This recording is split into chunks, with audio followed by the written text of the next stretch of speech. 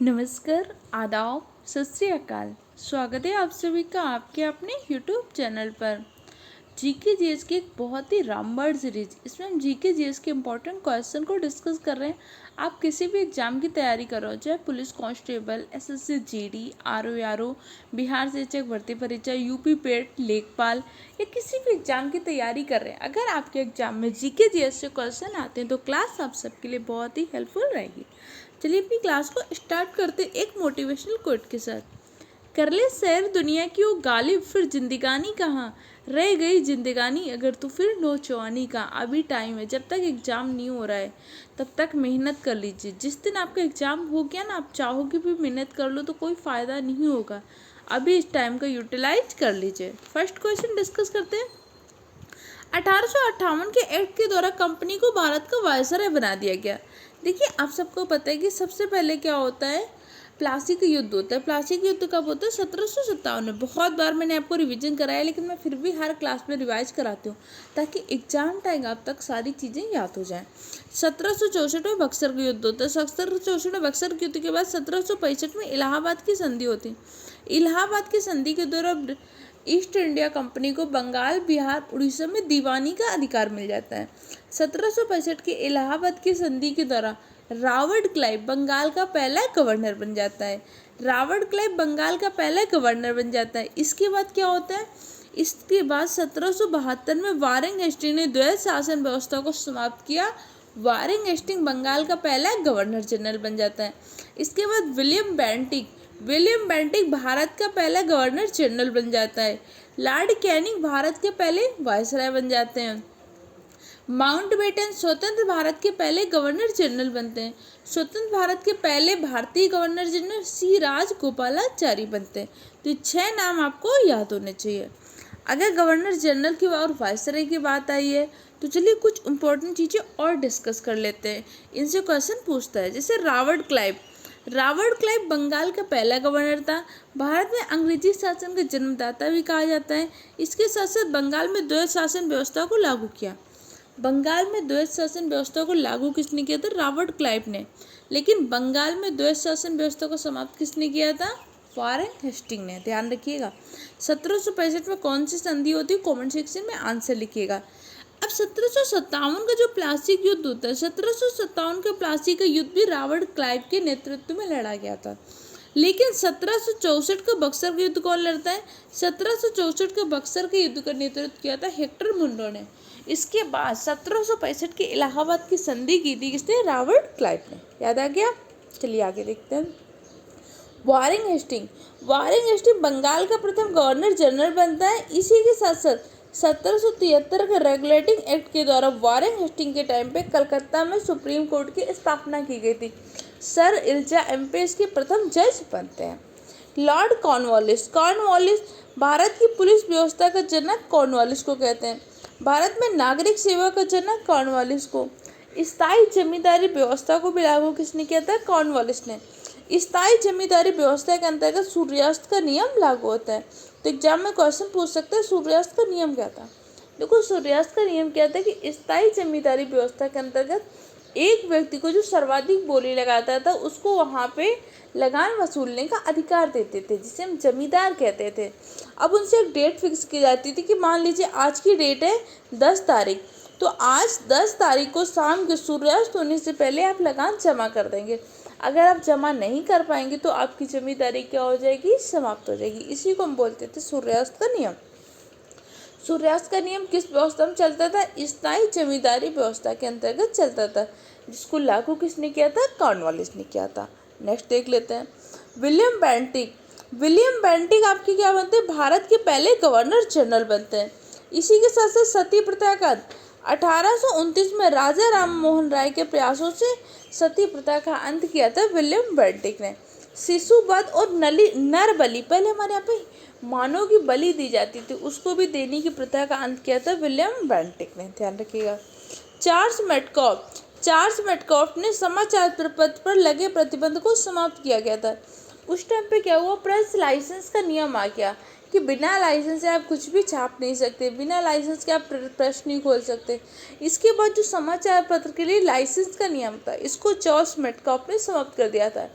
इसलिए भारतीय समाचार पत्र का मुक्तिदाता किसको कहते हैं? चार्ल्स मेडकॉफ को समाचार पत्र का मुक्तिदाता कहते हैं, ध्यान रखिएगा। लॉर्ड एलन बरो ने दास प्रथा का अंत किया था। देखो, मुगल काल में सबसे पहले दास प्रथा का अंत किसने किया था? अकबर ने किया था। लेकिन भारत से अंतिम रूप से दास प्रथा का अंत किसने किया? भारत से अंतिम रूप से दास प्रथा का अंत किया था आपके एलन बरो ने। अगला देख लेते हैं, लॉर्ड हैंडिंग ने कहा कि नौकरियों में नियुक्ति के लिए अंग्रेजी शिक्षा को प्राथमिकता देंगे। उन्होंने कहा कि जो भी देखो हमारे यहाँ पे जॉब होगा, वो एक ऐसा समुदाय बनाना चाहते जो देखने में तो भारतीय लगे लेकिन सोच से कैसा हो? अंग्रेजी हो। लॉर्ड हार्डिंग के टाइम पे तीसरे दिल्ली दरबार का गठन होता है। कब होता है? 1911 में। तीसरे दिल्ली दरबार में किसके स्वागत पे हुआ था? जॉर्ज पंचम और महारानी मैरी के आगमन पर। तीसरे दिल्ली दरबार में बंगाल विभाजन को रद्द किया गया था। इसके साथ साथ भारत की राजधानी को कलकत्ता से दिल्ली स्थानांतरण की घोषणा की गई थी। देखो, ये सारी चीज़ें हो सकता है कि आपको याद हो, तो आपको बहुत अच्छी लग रही हो, तब भी आपको रिवीजन करना है। हो सकता है कि कुछ पॉइंट आपको नहीं याद हो, उन्हें आपको क्या करना है? हर हाल में याद करना है। देखो, क्लास देखने का फ़ायदा तभी होगा जब आप इन चीज़ों को याद हो जाएंगे। आज की क्लास के सारे पॉइंट आपको फिंगर टिप्स में तैयार हों, तभी तो कल की क्लास जो आएगी आप उसको समझ पाओगे। वरना क्या होगा? चीज़ें आपके लिए पढ़ती चली जाएंगी। सिर्फ क्लास देख लिया, अगर याद नहीं होगा तो कोई फ़ायदा नहीं होगा। आप इस सीरीज के पूरे वीडियो देखिए, आपको हर एक क्वेश्चन आप आसानी से अपने पेपर में सॉल्व कर पाएंगे। 2024 में आप किसी भी एग्ज़ाम की तैयारी कर रहे हो, अगर आपने इस सीरीज के वीडियो को देख लिया तो समझे जीके की 50% टेंशन आपकी समाप्त हो जाएगी। इसी के साथ साथ ऑफलाइन क्लासेस में आपको सारे नोट्स मिले हैं, हिस्ट्री के नोट मिले, पॉलिटी के नोट्स मिले, उन सबको मल्टीपल टाइम पढ़िएगा।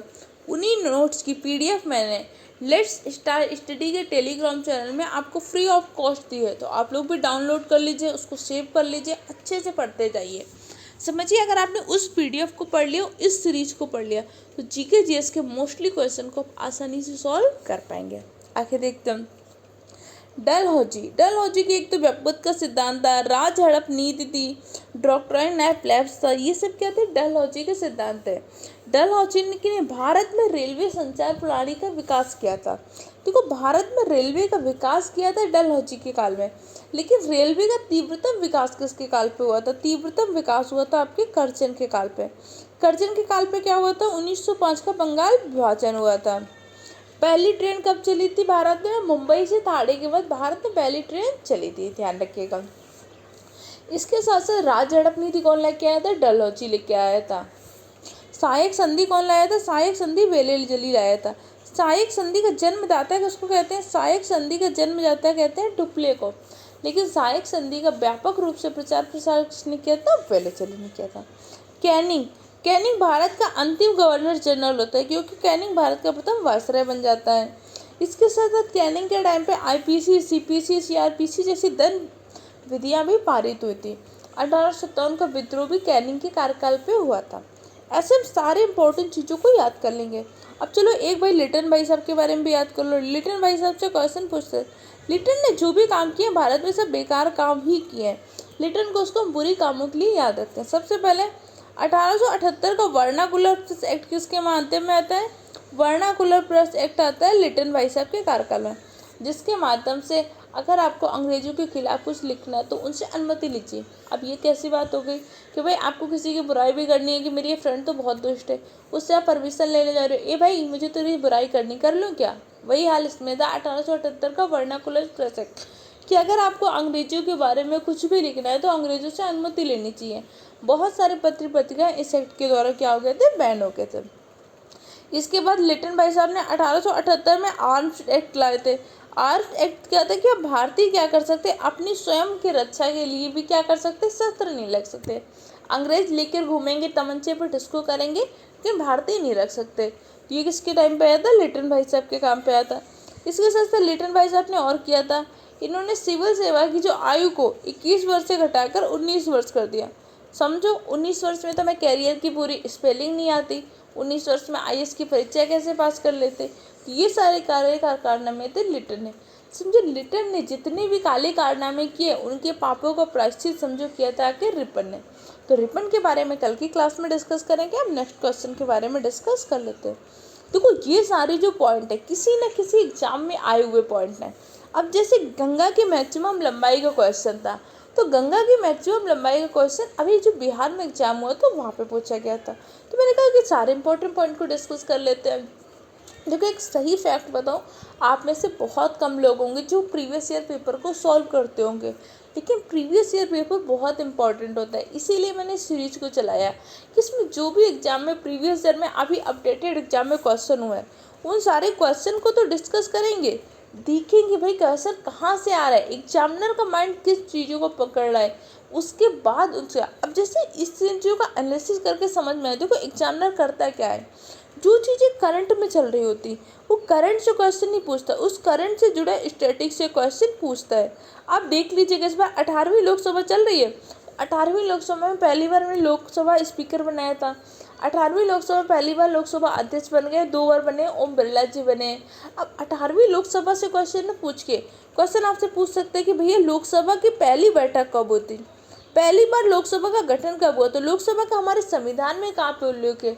पुरानी संसद भवन से जुड़े क्वेश्चन पूछ सकते हैं, क्योंकि नई संसद भवन तो सब रट के जा रहे हो, एग्जामिनर भी आपसे एक कदम आके है, तो क्यों ना हम क्या करें, दोनों चीज़ों को पढ़ लें। मैं सारी चीज़ें आपको पढ़ाऊंगी, बस आप वीडियो को देखिएगा। देखो आपको बहुत सारे चैनल मिल जाएंगे जो आपको क्वेश्चन प्रैक्टिस कराएंगे, लेकिन अगर आपको सच में सिलेक्शन लेना है तो आपको मेहनत करनी पड़ेगी, लोगों से अलग तरीके से पढ़ना पड़ेगा। तो बस अब अगर मेहनत के लिए तैयार हैं तो लेट्स स्टार्ट स्टडी आपके साथ है। एक बात समझिएगा, अगर अभी पुलिस का एग्ज़ाम लीजिए, पुलिस की एग्ज़ाम में वैकेंसी कितनी है, 60,000 वैकेंसी है। फॉर्म कितने पड़े हैं, फॉर्म शायद लगभग 50 लाख फॉर्म पड़े हैं। तो अब समझो 50 लाख फॉर्म पड़े हैं, तो इसमें 45.5 लाख लोग तो सिलेक्शन से बाहर होंगे ही होंगे, कितनी भी मेहनत कर लें। और आपको लगता है कि इस टाइम पे जैसे जिससे आपने बैच खरीदा है, समझो मोस्टली सारे लोगों ने ऑनलाइन बैच खरीदा हुआ है, मोस्टली सब पढ़ रहे हैं, तो समझो इसके बाद भी आप अच्छी जगह से ऑनलाइन कोर्स लिया होगा और ऑफलाइन क्लास में भी पढ़ रहे हैं, इसके बाद भी आपको एक्स्ट्रा एफर्ट डालने पड़ेंगे, क्योंकि जो आप कर रहे हो ना 90% लोग और भी वही सारी चीज़ें कर रहे हैं। तो मैंने एक अलग तरीका निकाला कि अगर हम सारे प्रीवियस ईयर क्वेश्चन का एनालिसिस कर लें तो आपको पता चल जाएगा भाई कैसे क्वेश्चन आएंगे। क्योंकि मैं अपने एग्जाम के लिए कैसे करती हूँ, मैंने पिछले कुछ टाइम से क्या किया कि प्रीवियस ईयर क्वेश्चन का एनालिसिस किया, तो बहुत सारी चीज़ें समझ में आई कि भाई क्वेश्चन कैसे पूछता है, क्वेश्चन पूछने का तरीका क्या होता है। पहले ऐसा लगता था कि करंट के क्वेश्चन नहीं फंसते, लेकिन जब मैंने इस तरीके को यूज किया तो करंट के क्वेश्चन भी समझ में आने लगे। तो मैंने सोचा क्यों ना इस तरीके से वीडियो को स्टार्ट किया जाए। तो चलिए देखते हैं। गंगा से क्वेश्चन पूछा गया था, गंगा की मैक्सिमम लंबाई कहाँ पे है, तो गंगा की मैक्सिमम लंबाई आपके उत्तर प्रदेश में है। गंगा के अपवाह तंत्र से क्वेश्चन पूछा गया था, लेकिन गंगा अपवाह तंत्र को इससे हम पहले की क्लास में डिस्कस कर चुके, तो इसलिए इसको यहाँ पर डिस्कस नहीं करेंगे। अगर आपने क्लास को नहीं देखा हो तो चैनल की प्लेलिस्ट में देख लीजिएगा। आज गंगा से जुड़े हम कुछ बांध के बारे में डिस्कस कर लेते हैं भाई, कि कौन सी नदी पर कौन सा बांध बना हुआ है। टिहरी बांध, टिहरी बांध आपके कहाँ पे, भागीरथी नदी पर बना हुआ है, उत्तराखंड में है। हीराकुड बांध महानदी पर बना हुआ है जो कि उड़ीसा में है। सरदार सरोवर बांध नर्मदा नदी पर बना हुआ है जो कि गुजरात में है। फरक्का बांध परियोजना का हुगली नदी पर है, पश्चिम बंगाल में। उरी बांध का है झेलम नदी पर, जम्मू कश्मीर में। दुलहस्ती का है, दुलहस्ती आपके चेनाब नदी पर, जम्मू कश्मीर में। सलाल परियोजना का है, चेनाब नदी पर है, जम्मू कश्मीर में। बगलिहार, सलाल, दुलहस्ती, बगलिहार ये सारी क्या चेनाब नदी पर ही है, और कहाँ पर है, जम्मू कश्मीर में।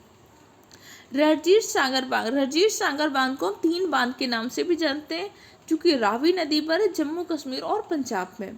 भाखड़ा नागल बांध सतलज नदी पर है, हिमाचल प्रदेश और पंजाब में। पोंग बांध, पोंग बांध आपकी ब्यास नदी पर है जो कि हिमाचल प्रदेश में स्थित है। नाथबा चाकड़ी बांध सतलज नदी पर है, हिमाचल प्रदेश में। धौली गंगा बांध का है, धौली गंगा नदी पर, उत्तराखंड में। रिहन बांध आपके रिहन नदी पर, उत्तर प्रदेश में। रानी लक्ष्मीबाई बांध जिसे राजघाट बांध के नाम से जानते हैं, बेतवा नदी पर है। माता टीला परियोजना कहाँ पे, बेतवा नदी पर, उत्तर प्रदेश में। तो इम्पोर्टेंट है, इनको ध्यान रखिएगा, अक्सर आपके एग्जाम में इनसे क्वेश्चन पूछे जाते हैं, तो बस सारी चीज़ों को ध्यान रखिए। मल्टीपल टाइम रिवीजन करिए, क्योंकि रिवीजन एक ऐसी की है कि जो आपको सक्सेस दिलाएगी। और इस टाइम पे आपको हार्ड वर्क नहीं करना, स्मार्ट वर्क करना है, स्मार्ट तरीके से समझने की कोशिश करनी है। आगे देख लेते हैं भाई, यांगटीसी एशिया की सबसे लंबी नदी है जो कि चीन में है। अगर भारत में पूछेगा सर्वाधिक लंबी विस्तार किसकी है, गंगा का। गंगा का कहाँ पे है सर्वाधिक विस्तार है, उत्तर प्रदेश में गंगा का सर्वाधिक विस्तार है। अगर आपसे पूछेगा एशिया की सबसे लंबी नदी कौन सी है, यांगटीसी नदी है, जो कि कहाँ पर है, चीन में। यांगटीसी की लंबाई कितनी है, 6300 किलोमीटर यांगटीसी लंबी की लंबाई है। नील नदी का वरदान किसको कहते हैं, मिस्र को। मिस्र को नील नदी का वरदान कहते हैं। सती प्रथा का अंत कब हुआ था, ये क्वेश्चन अक्सर पूछे जाएंगे, तो ध्यान रखना है। सती प्रथा का अंत हुआ था 1829 में राजा राम मोहन राय के प्रयासों से। किसने अंत किया था, विलियम पेंटिक ने। राजा राम मोहन राय को आधुनिक पुरुष युग निर्माता भी कहते हैं। राजा राम मोहन राय को राजा की उपाधि किसने दी थी, अकबर द्वितीय ने राजा राम मोहन राय को, अकबर द्वितीय ने क्या किया था, राजा की उपाधि दी थी। अकबर द्वितीय की पेंशन के लिए राजा राम मोहन लंदन गए थे, वहीं पर इनकी मृत्यु हो गई थी। 1836 में ठगी प्रथा का अंत हुआ। भारतीय दास प्रथा का एक्ट कैसे हुआ था, 1843 में भारतीय दास प्रथा का एक्ट आया था। विधवा पुनर्विवाह का एक्ट कब आया था, 1856 में। विधवा पुनर्विवाह का राजा राम मोहन राय ने समर्थन किया, लेकिन इसके लिए बेशक प्रयास किसने किया था, इसके लिए सर्वाधिक प्रयास किया था ईश्वरचंद्र विद्यासागर ने। एडवर्ड विल्बर्ट कब हुआ था, 1883 में आया था। किसके कार्यकाल में आया था, रिपन के कार्यकाल में। देखो पहली बात क्या होती थी कि भारतीय जज और यूरोपीय जज, देखो यूरोपीय जज क्या हो सकते, भारतीयों के मामले भी सुन सकते थे और यूरोपियों के भी मामले सुन सकते थे। लेकिन भारतीय जजों के ऊपर क्या था, परमिशन वो था कि भारतीय जज क्या कर सकते हैं, सिर्फ भारतीयों के मामले सुन सकते हैं, यूरोपियों के मामले को नहीं सुन सकते हैं। इसमें क्या मतलब था कि भाई कैसी बात कर रहे हो कि एक भारतीय जज जो बहुत पढ़ा लिखा है, एक यूरोपीय पॉकेट मार का मामला नहीं सुन सकता। समझो कितनी वो नीति थी, ये सर्वोच्चता की नीति लेकर आए थे। इन्हें लगता था कि हम यूरोपीय क्या है, सर्वोच्च है। अब समझो एक भारत का जज है, पढ़ा लिखा व्यक्ति जज बन गया, और यूरोप का एक क्या है, पॉकेट मार है, यूरोप का एक चोर है। भारतीय जज यूरोप के जज से नीचे हो गया है, उसके मामले नहीं सुन सकता। इसी जो जजों में असमानता है, इसी असमानता को दूर करने का प्रयास किया था एडवर्ड विल के माध्यम से। एडवर्ड विल के समय पे आपके वायसराय कौन थे, रिपन भाई साहब थे। इन्होंने दूर करने का प्रयास किया था, लेकिन इसी वजह से इन्हें अपनी जॉब छोड़नी पड़ गई थी, इन्हें त्यागपत्र देना पड़ा था। एडवर्ड विल विवाद को बनाया किसने था, एडवर्ड मौथे ने बनाया था, इसलिए उसके उन्हीं के नाम से एडवर्ड विल विवाद के नाम से जानते हैं। इसके माध्यम से क्या किया गया था, एडवर्ड विल के माध्यम से जजों की असमानता को दूर करने का प्रयास किया गया था। समझ में आया कि नहीं आया, देखो ना समझ में आया तो कमेंट करके बता दो कि ये पॉइंट नहीं समझ में, मैं फिर से पढ़ा दूंगी। इसमें नहीं लिखना तो आप टेलीग्राम चैनल पे कमेंट सेक्शन का ऑप्शन है तो वहाँ से पढ़ लो, लेकिन जितनी चीज़ें पढ़ो उतनी चीज़ें याद हो। 1909 का मार्लियामेंटो एक्ट आया था, जिसके माध्यम से मुस्लिमों को पृथक निर्वाचक मंडल दिया गया था। देखो जब मैंने आपको बताया था 1906 में क्या हुआ था, मुस्लिम लीग की स्थापना हुई थी। 1908 में मुस्लिम लीग का अमृतसर अधिवेशन होता है। 1908 के मुस्लिम लीग के अमृतसर अधिवेशन में मुस्लिम लीग ने पहली बार पृथक निर्वाचक मंडल की मांग की थी, जिसे 1909 के मार्लियामेंटो एक्ट के माध्यम से स्वीकार कर लिया गया था। 1910 का भारतीय प्रेस एक्ट आता है। इसी के साथ साथ 1929 में बाल विवाह निरोध अधिनियम आता है। तो ये सारी चीज़ें आज की क्लास में डिस्कस कर ली। वीडियो कैसा लगा इसका फीडबैक कमेंट सेक्शन द्वारा दीजिएगा। चैनल को सब्सक्राइब करिए, दूसरे फ्रेंड के साथ शेयर करिए। मिलते हैं कल की क्लास में।